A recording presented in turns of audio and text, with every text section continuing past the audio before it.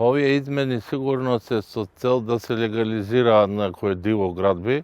кои не можеле до сега да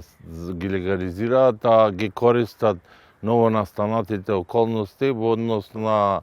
стимулирање за изградба на фотонапонски уреди, а вообичаено кај нас така се случува, но сепак сметам дека не се издржани измените, ако се земе законски и согласно уставот, бидејќи се привилегираат одредени дивоградби и се доведува правната сигурност, бидејќи праќаме порака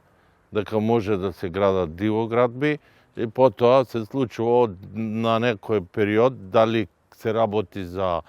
приватни објекти, дали се работи ево сега како за индустријски, да се легализираат. Не можело да се изнајде друг начин, сега